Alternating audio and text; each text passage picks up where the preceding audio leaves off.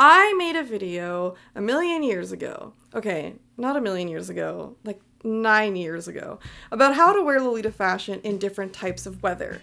And I thought that I had a ton of experience then because I used to live in California and I would visit Canada, so I really experienced different types of weather. But it's so much different now having lived in Canada for like 6-7 years versus just visiting. I've learned so much more.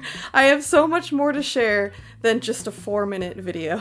I'm not sure how many of you actually saw that, considering how old it is, and I'm very curious. Please leave a comment below if you've seen it, and also how long you've been watching me. In my last video, I focused on both hot and cold weather, but right now, since we are in the dead of winter, I am going to focus on just winter, and then I will come back for warmer seasonal Lolita fashion advice in the spring and summer. I'm sorry right now, Australians, you're gonna have to wait for that video and consider this for later in the year. When you are dressing in Lolita for winter, I think it falls into 2 different categories. There's your indoor coordinate and your outdoor coordinate. And what you have to figure out first is to look at the weather and assess how long you're actually going to be outside. Because in my old video, I only talked about how to layer up and present your outfit as if you're going to be outside for the majority of your day. But typically in winter, Lolita meetups, it's mostly indoors and people are mostly inside. So if you layer up and you're inside, most places have the heat on and you're gonna just sweat and suffer. Something I quickly learned living here is that a lot of the times your outfit is just hidden by one big weatherproof coat, and it's not really part of your outfit, it's more just protection for your outfit. And it's just about getting from like the car into the mall or like the subway into the restaurant. It's just about the minimal amount of time that you're going to be outside. It is really, really helpful to have a large coat that can cover your outfit and protect you from the elements. That's not necessarily fashion forward. That's not part of your outfit. It's literally just to protect you, because once you get indoors, you're going to be fine to pretty much wear whatever, because most places are really heated in the winter months, especially here. So if you are going to be indoors for most of the day while wearing Lolita fashion, you just have to think about what kind of outerwear that you need to put on to get yourself to the place that you're going. And then you have to think about what you're going to do with that outerwear once you get there. A lot of places like museums and cafes, they'll have coat check and you can just leave your coat there. If you drive or if you are going somewhere and you know your friend is driving and will have a parked car there, you can toss your coat in there.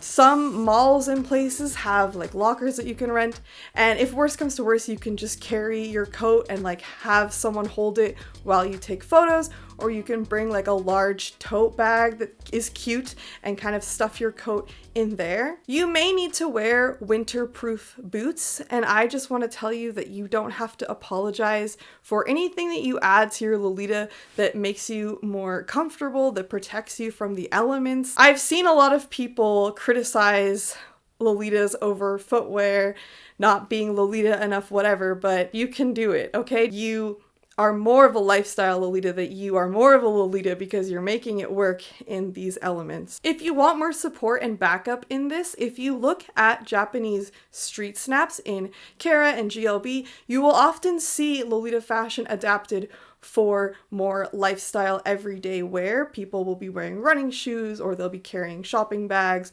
or they may not have a headpiece, or they may have an outer coat that doesn't seem like it's part of it because they're just living their lives in Lolita. That's the first outfit advice, is just wear whatever outfit you want that you'll be comfortable in indoors, and just cover yourself, suit up in a big parka, in a big coat that will protect you from the elements. And then consider what you're going to do with that when you get to the place. Now, I want to talk about if you are going to a meetup that is mostly outdoors, where you're going to be walking around, you're going to be exposed to the cold for a long amount of time, how to layer up a coordinate to be outdoors. First thing to build your winter coordinate is to choose a main piece, and this is a great time to pull out a heavier material like anything that's made of velvet.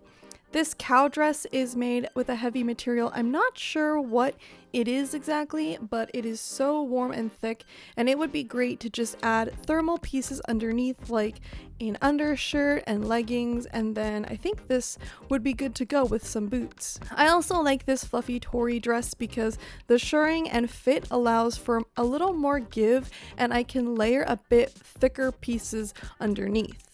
There are lots of options for headpieces that can be more winter friendly. This is a great time to break out animal hats like this super warm bear hat.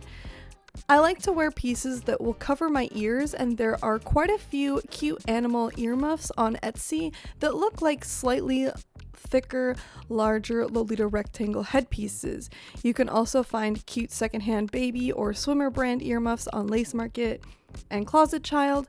Honestly, even the dollar store has some cute basic pastel color earmuffs that you can style with a coordinate. I've also seen some at like Miniso with little bows on top. What you wear as a top has a lot of options and room. If you have a comfortable JSK that is not too tight, you can of course layer a sweater underneath in place of a blouse. I found both of these while thrifting. You just have to look at the collar and the bottom of the sleeves to see if they would look nice with Lolita, especially sweaters with nice accents, lace, or a flared edge are great. If it isn't too cold out and you can manage, there are quite a few options for capelets. This is a secondhand Baby the Stars Shine Bright one, and this is one that a viewer made for me.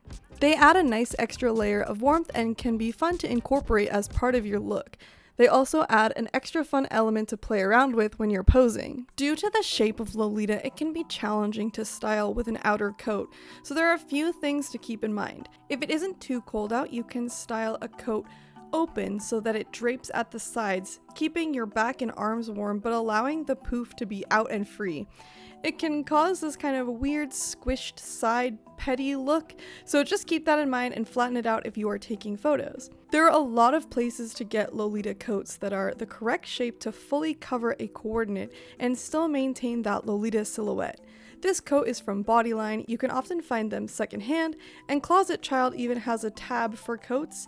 I find that sometimes it's better to buy them during the off season, even like keeping an eye out during summer, because they tend to be a lot cheaper. There are many Lolita coats available through Tabout, including retailers like 42 Lolita, which if you shop with them, please remember to use my code as it helps support the channel. I think that it's really nice to invest in a Lolita coat, to at least have one in your wardrobe if you are often in cold weather. And I think that Lolita coats too can have a purpose in just cute fashion too, and you can wear them more ways during the winter. A lot of the times I feel sad when I'm wearing my big boring coat and it's covering my outfit and I'm outdoors, so like having a Lolita coat option is nice because it makes me feel more dressed up and more fun and presentable in that way.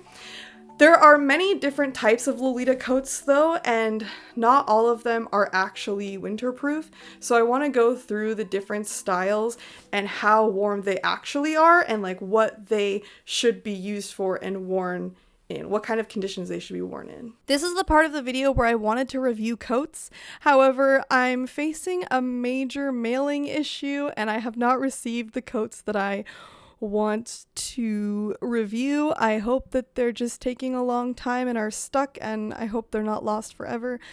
Hopefully I will make a more coat specific content, whether it be another video or shorts, reels, TikToks, whenever I receive them. So please subscribe and follow me in other places to see when that content is coming. I like these sort of oversized coat hoodies. This one is from My Violet and it is so comfy and warm. I can do it up with my Lolita. It makes the shape a bit funky, but it can work as a cute open coat with an outer layer that can also close if needed. If you can't style a sweater under your JSK, you can also look for cropped sweaters. My mom found this really cute one while thrifting and it is so adorable and warm. Crop sweaters are a great way to keep the shape of Lolita but add extra warmth. I think that long underwear and thermal pieces are great to layer into Lolita. A weird hack that I learned from a goth friend is layering fishnets underneath solid tights. This helps create a trap with your own body heat to keep you warm. It's not going to be as good as thermals, but it can definitely help more than just layering tights. We lose a lot of heat through our feet, so I recommend avoiding tea parties that have this open sort of side, and I tend to go for shoes and boots that fully cover my feet. I want to wrap up this video by saying that it's also perfectly okay to just not wear Lolita in the wintertime. Sometimes the conditions are just too bad and you want to be easy on yourself. It doesn't make you any less of a Lolita just because you go a few months without wearing it or you don't feel like wearing it. I just think it's important to really assess this when you are RSVPing for events. You want to check the weather, see what the conditions will like, and be real with yourself. Will you actually feel up to going? And it's okay if you also decide to back out, but just make sure that the organizers know with plenty of time in advance and just be very real and open and forward with it. Because it sucks when you plan events and then people bail last minute. So it's better to really consider these things and like skip events rather than just not show up. I hope that this video helps you feel more comfortable with Lolita fashion in the wintertime. Please let me know any of your tips in the comments below, and as always, stay lovely.